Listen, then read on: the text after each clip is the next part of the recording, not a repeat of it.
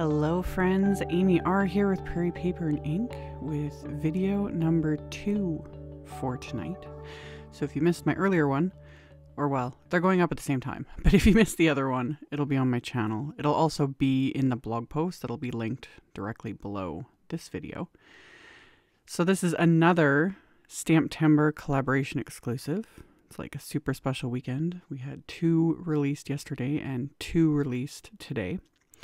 So for today's second set, this is the Greeting Farms Sweater Weather limited edition collaboration sets. As with all of the collaboration sets, these are one and done.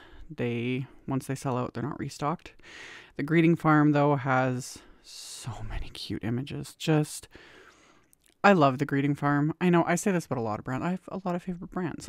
But I really love the Greeting Farm. It's almost nostalgic to me in a way, because I have been using their images since I can't even remember how long. Specifically, their little people images. You know, they have these big heads with a lot of hair, and they're just fun to color. So coloring this, I just enjoyed the process. And I went a little out of the norm for once. I was like, I was going to give her red hair, and then I was like, no, I'll just do brown. And then I was like, ooh, how about I do something kind of fancy and make it look almost like, you know, an ombre sort of a thing. So I did the ends of her hair in kind of this aqua blue color, and then the rest of her hair is brown. Just fun, really. So I had stamped all the images from that set onto Simon's just smooth white cardstock with intense black ink, and then Copic coloring. And when I do color people images, I generally pretty much always, from what I remember, it's been a while since I've done any, but I usually do the skin first and then the hair. I don't know why. It's just this weird little habit that I picked up back in the day. So that's what I did. Did her skin first and then coloring her hair. Her hair I took a little extra time with, because having that blend between literally aqua blue to brown takes a bit. Plus it's a large image, so you know, you take the time with the hair strokes, that sort of thing. If you really wanted to zhuzh it up though, take like color pencils, and then you can kind of go over and add even more detail. I'm just like more stream of conscious while I am, you know, editing. So anywho, once I was happy with the blend and how everything looked, I start going on to color everything else. Everything else I'm doing very fall colors. The whole set is obviously perfect for it. And I was just feeling it. Like, I gave her and the cat little matching sweaters. This cat just cracks me up. He looks like he's been smooshed.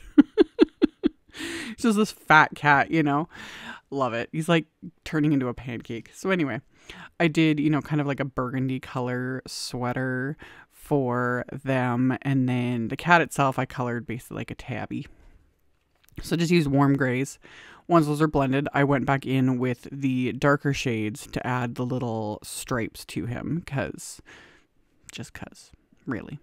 So after I did that, the little mouse, I did cool grays just to give a little differentiation, you know? So went in, did the cat, then I'm going to color in my little mouse after I've added all the little stripes and whatnot. So yeah, cool grays for the little mouse. And then I went with like kind of an olive green combo for the mouse's sweater and her little skirt. Like I said, like the fall colors, that's also why I stamped like the leaves in the set. So I was like, ooh, these are just too perfect to create, you know, this whole little scene. So that's all I did. I just kept kind of going from like one little section to the next, trying to color everything that, you know, I was like, oh, we'll do dark brown for her little purse, for the coffee cup, for one of the leaves, that sort of a thing. And then that's when I was like, oh yeah, I should have colored the heart the same color as their sweaters. So I did that in between everything else. And then oranges for the pumpkins and the leaves. And then I also did that for her I decided to be little leggings that'll add some polka dots to later on, because I was just, why not? You know, her cute little fall outfit. Love it. Seriously. So anyway, did all this coloring. Once I get everything colored, I'll go in with my white gel pen, as is tradition, and just add a bunch of random like highlights, dots, things like that. It just livens it up a little bit. I don't, as always, have any sort of process when it comes to like light sources and that sort of thing. At least when it comes to just using my white gel pen. So yeah, added little polka dots to her leggings. And then yeah, random highlights to her hair. I used the gel pen to add like little sort of dots to enhance the cat's little stripes and whatnot.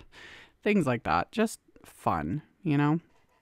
So once I get all of those added, I did fussy cut all of these images. I mentioned this, I think in one of my videos yesterday. I can't even, you guys, I don't even know what date it is half the time. But anyway, I don't have the coordinating wafer dies. These STAMPtember sets do have the option. You can get the coordinating wafer dies. Those ones sell out almost immediately. It's bonkers. But yeah, I just fussy cut them out. Good to go. And then for my card background, I pulled out Simon's Chunky Sweater background. This stamp came out, I think, last year. Pretty sure. I used the stencil that's similar to this on a Halloween card just a couple weeks ago. That crazy zombie one I did with all the blood splatter. Anyway, this time I'm using the stamp. I wanted to keep the background simple, somewhat neutral, because I've got a lot going on with the little images. So I had inked up that stamp with antique linen distress oxide ink, and I stamped it onto some cream cardstock. And then I also pulled out the Warm Hugs wafer die that came out, I think, at the same time as that background stamp. I will have links to all of that, as always. But that I die cut from Simon's Schoolhouse Red cardstock. I die cut it 3 times so that I've got layers to stack together to give it the dimension that I love, especially when it comes to wafer dies. This one does have an outline for the Warm Hugs words, but I just wanted the words, so I didn't use that. And then I also blended aged mahogany distress oxide ink over this. And because it's the distress oxide ink, it, over red cardstock, it has a very interesting effect in a sense. It basically almost oxidizes as it goes on. It's different, but I wanted that. I wanted it toned down a bit so that color looked a bit better with the colors I chose for these sweaters and whatnot. So there was a thought process to that. And then I inked up the background stamp again with that antique linen oxide ink. But before I stamp it onto the inside of my card, I use scratch paper to take off like kind of the first impression of ink. So I'm basically getting the second generation. And I'm going to stamp this onto the inside of my card base. My card base is Simon's Smooth White cardstock again. It'll be an A2 card. And I had masked off at the score line so that it doesn't stamp past that. And then I put that card base into my MISTI so I can stamp the It's Sweater Weather sentiment from that set onto the inside of the card with some VersaFine Claire Nocturne ink. So the outside says, you know, Warm Hugs. And then the inside says it's Sweater Weather. Love it. With the sweater background, like, you know, I just, sometimes when things just all come together, love it. I couldn't find other items I was going to use for this card. I'll just add that. Like, yeah, everything looks like it came together on camera, but trust me, I was like rummaging through my stash, trying to find certain things, and I couldn't. But thankfully, I found the Warm Hugs wafer die and the sweater background, so it's all good. So once I have the inside stamped, the card front I adhered with Simon's Big Mama foam tape, and then I adhered the sentiment, and then all the little images and whatnot I adhered with thin foam squares, so they've got a bit of dimension too. And then I could stick the little leaves, you know, kind of swirling around everything. Love. Could always leave it as is. There's definitely enough going on, you know, but I wanted to bring a little bit more of that like teal aqua color in, because I didn't end up coloring anything else other than her hair with that. So I grabbed some Studio Claudia Teal Ocean pearls and just sprinkled that here and there throughout this little scene. And then once I get these adhered into place with Craft Tacky glue, that finishes off this card.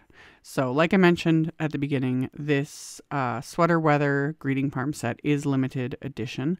I will, though, have a link to the set in the description box below, and then in the blog post I will link to the Greeting Farm products, and you can check out all their other, like, they have so many cute sets, like they're just fabulous. So all that info will be in the description box below the video if you are interested. Thank you all so much for taking the time to watch my videos, and thumbs up, comment, subscribe if you haven't. I very much appreciate it, and I will see you all very soon in the next video. Bye!